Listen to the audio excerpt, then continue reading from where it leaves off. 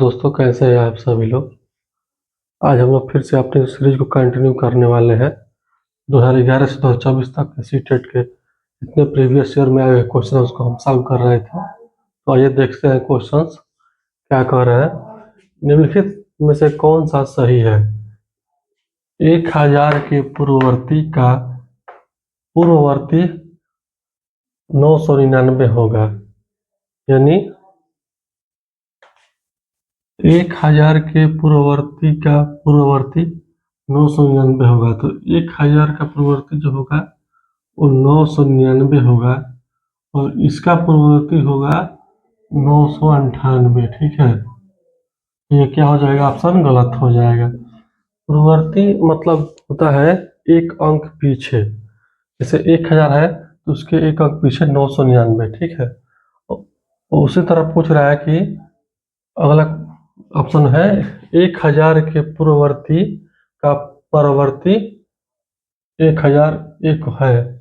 परवर्ती यानी होता है एक अगला। तो 1000 के पूर्ववर्ती यानी 999 का परवर्ती 999 का अगला, तो फिर एक ही हजार होगा। ठीक है, 999 होगा इसका पूर्ववर्ती और इसका पूर्व जो परवर्ती है वो 1000 हो जाएगा। ठीक है, तो ये ऑप्शन भी गलत हो जाएगा। पूर्ववर्ती यानी एक अंक पीछे और परवर्ती यानी एक अंक बाद में।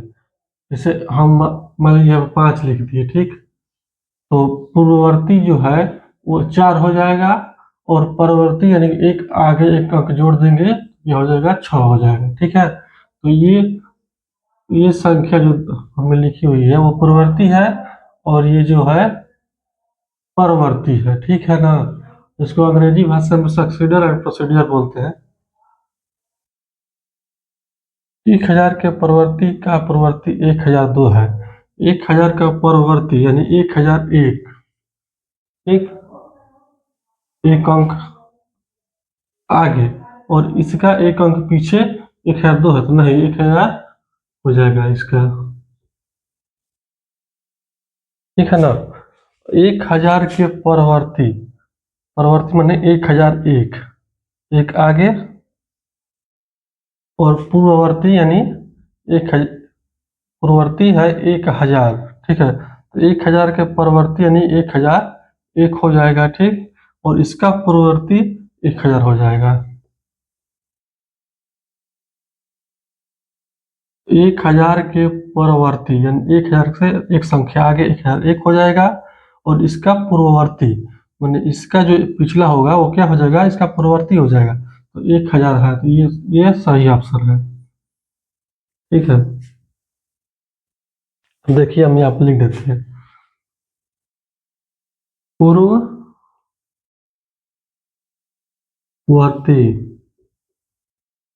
यानी संख्या से एक अंक कम। ठीक है, -1 कर देंगे और परवर्ती, परवर्ती संख्या से एक अंक कम करने से ऐसा है कि एक लिख लीजिए, एन दी हुई संख्या है एक, माइनस कर देंगे और परवर्ती यानी n+1 कर देंगे। तो जो परवर्ती होगा एक अधिक होगा और पूर्ववर्ती होगा जो है एक कम होगा। n जो है दी हुई संख्या है, दी हुई n दी हुई संख्या है।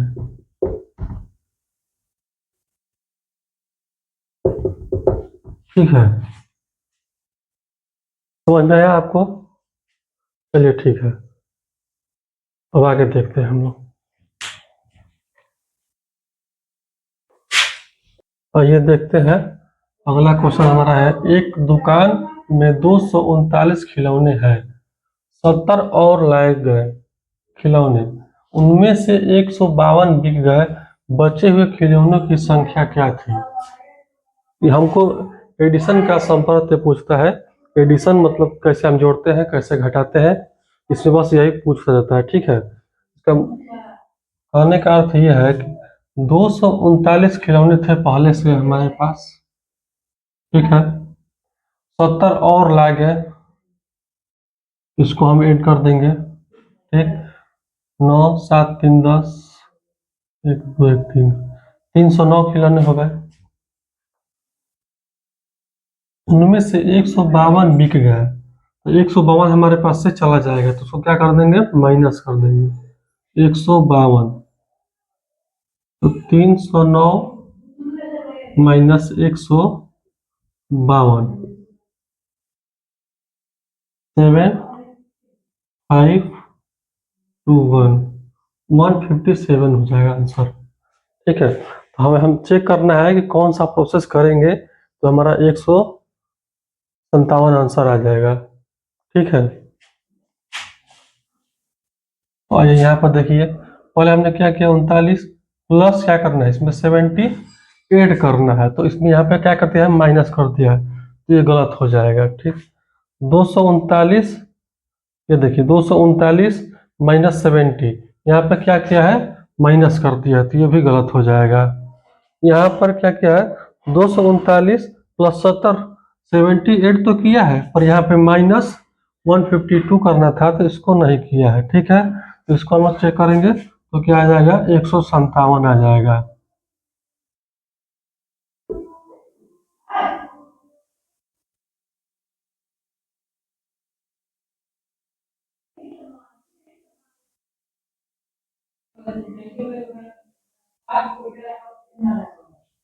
ठीक है, तो हमारा आंसर हो जाएगा बी।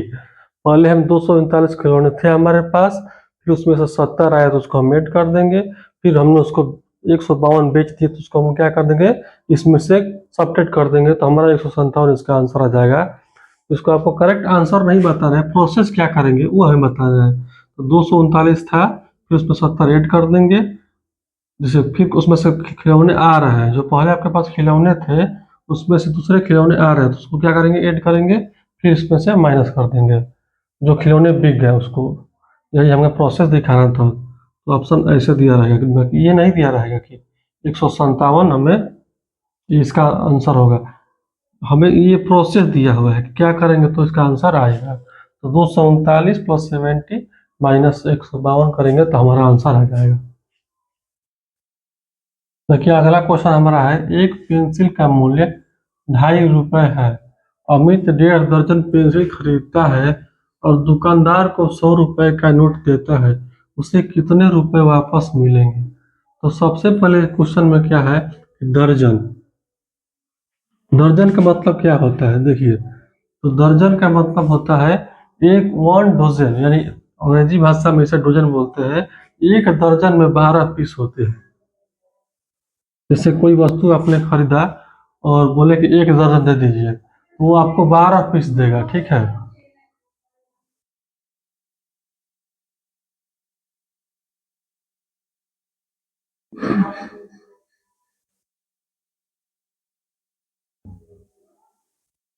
एक दर्जन बराबर देगा वो 12 पीस। ठीक है, और यहाँ पे लिखा हुआ है, दुकानदार को 100 रुपये का नोट देता है, और यहाँ पे दिया हुआ है 1.5 दर्जन। ठीक है, तो 1.5 दर्जन में कितना हो जाएगा, एक दर्जन में 6 पीस, सॉरी 12 पीस, और आधा दर्जन में क्या होगा, 6 पीस। यहाँ पर टोटल कितने हो गए, 18 पीस। 18 पीस वो खरीदता है और दुकानदार को 100 रुपये का नोट देता है, तो दुकानदार उसे कितने वापस देगा, 18, एक पीस का दाम कितना है, 1 पीस इक्वल टू 2.5 रुपये। ऐसे समझ में आप नहीं आ रहा है आपको, तो ऐसे लिख लीजिए 2.5।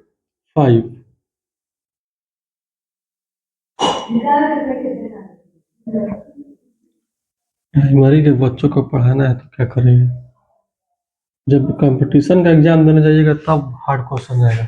इसमें वैसे ही एडिशन, सब्ट्रैक्शन, मल्टीप्लिकेशन देना है। जब DSSP PRT का फॉर्म भरेंगे ना, तो उसमें इन सब का कोई यूज है ही नहीं। ये सब तो केवल आपको बच्चों को सिखाना है, इसलिए इसमें सीटेट में दिया हुआ है। ठीक है, देखिए एक पीस का क्या है प्राइस 2.5 रुपये, तो 18 पीस का कितना हो जाएगा 18 इंटू 2.5।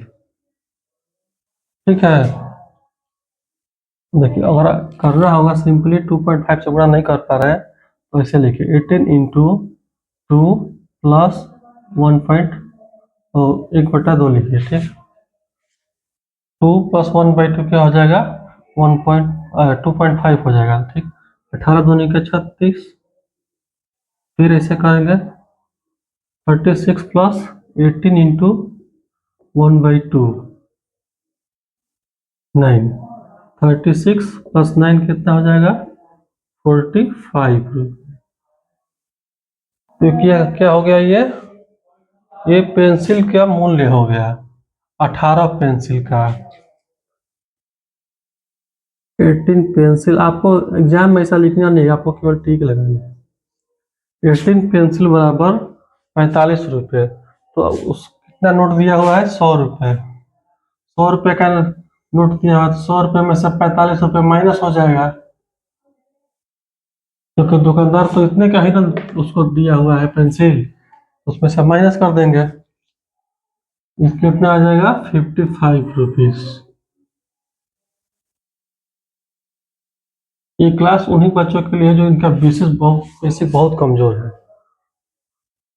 या उनको प्रीवियस ईयर के कुछ क्वेश्चन सॉल्व करने हो, देखने हो कैसे एग्जाम में आते हैं।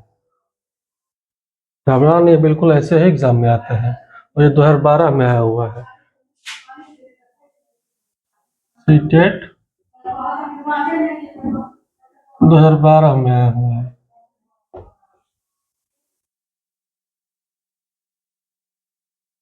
ये हमने मल्टीप्लिकेशन का तरीका बताया हुआ है, जिसको पॉइंट में करने में दिक्कत होता है।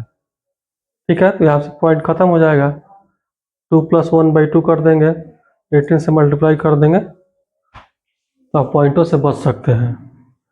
जिसको समझ में नहीं आया तो इसको डायरेक्ट 18 ऐसे लिखिए और 2.5 से मल्टीप्लाई कीजिए, क्या ही करना है 5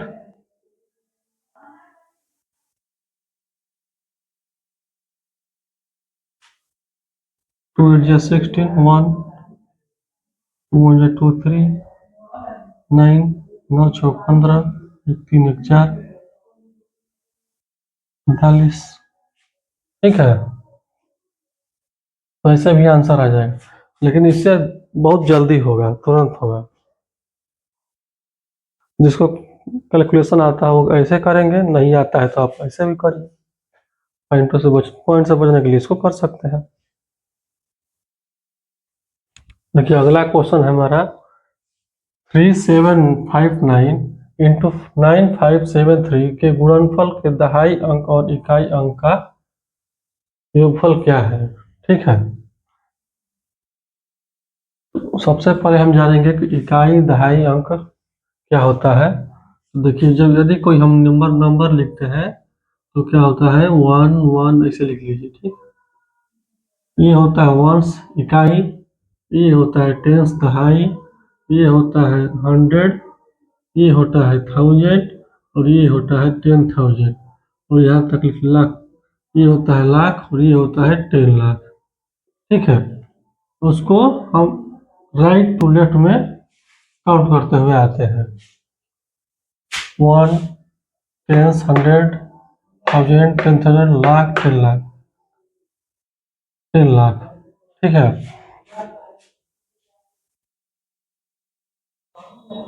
तो देख जो इस क्वेश्चन में पूछा हुआ है कि जब हम इस दोनों डिजिट को मल्टीप्लाई करेंगे, जो दिया हुआ है नंबर संख्या दी हुई है, दो नंबर को हम जब मल्टीप्लाई करेंगे तो उसका लास्ट जो 2 डिजिट आएगा उसका सम क्या होगा। तो देखिए 3759 मल्टीप्लिकेशन करने में हम जल्दीबाजी नहीं करेंगे, नहीं तो क्वेश्चन गलत हो जाएगा। आसान देखते हुए भी जब घर आकर मिलाएंगे तो क्वेश्चन क्या होगा गलत हो जाएगा आपका। देखने में तो बहुत ही आसान है, अब इससे आसान क्या ही आएगा 9573। ठीक है, अब इसे मल्टीप्लाई करना है आपको। देखिए हम कर लेते हैं 9 से मल्टीप्लाई करने का क्या आएगा 7, रिमाइंडर वो हाथ में जो होता है इन हैंड 2 आएगा, 3 5 जा 50 2 17, 3 इंटू 7 21 और 2 3, ठीक है, 3 क्या 9 और 2 11, 3 इंटू 3 9 हो जाएगा, 7 इंटू 9 हो जाएगा 3 6, 7 इंटू 5 हो जाएगा 35, 6 41 हो जाएगा, 40 हो जाएगा,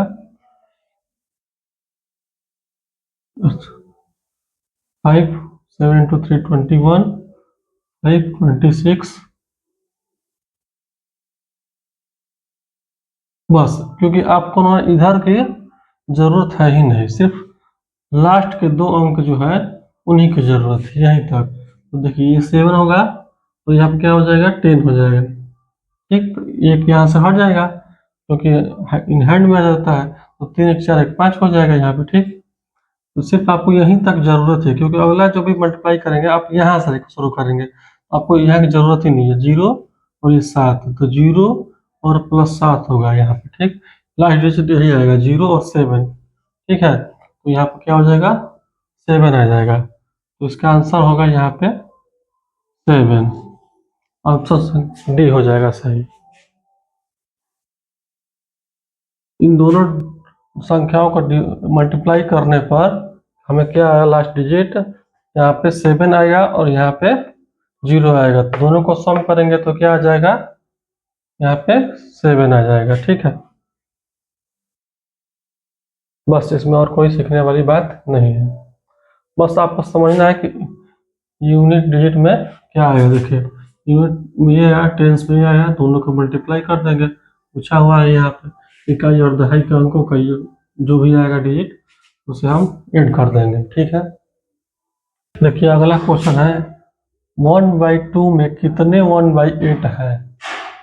जैसे कोई संख्या दी हुई है और पूछ रहा है कि उसमें ये संख्या कितनी बार है या कितना है, तो उसको क्या कर देंगे हम डिवाइड कर देंगे, तो 1/2 डिवाइडेड बाई 1/8 क्या कर देंगे हम इसको डिवाइड कर देंगे, तो जब हम डिवाइड करते हैं तो यहाँ पे क्या हो जाता है मल्टीप्लाई का साइन आ जाता है और ये क्या हो जाता है पलट जाता है, प्लट यानी क्या हो जाएगा इसका रेसिप्रोकल कर देंगे, 2 से क्या हो जाएगा 4, इसका आंसर आ जाएगा 4, तो 1/2 में 1/8 4 है, करके आप देख लीजिए 1/8 प्लस 1/8 1/8 प्लस 1/8, ठीक है, ये 4 बार है, ठीक है। 1/2 में कितने 1/8 है, तो 1/2 में 1/8 4 है, इसको आप ऐड करके देख लीजिए 8 1 प्लस 1 प्लस 1 प्लस 1 कितना आ जाएगा 4, 4/8 1/2 आ गया।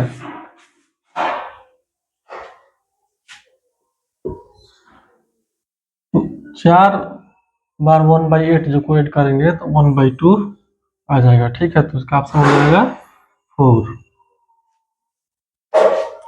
जब भी कोई दी हुई संख्या में पूछेगा कि इसमें कितना है तो को उससे भाग दे देंगे, ठीक है, और भाग देते समय आप जैसे मर्जी वैसे कर सकते हैं, 1/2 है इसको ऐसे भी आप लिखिए, फिर करेंगे तो बात वही आएगा, ठीक है। चलिए अब आगे कल देखेंगे।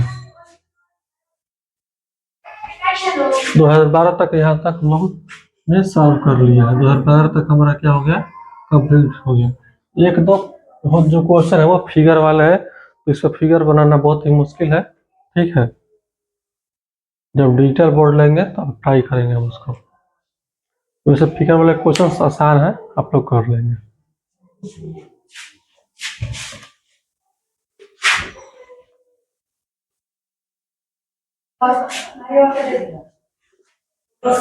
पार्टी तो कुछ और सुना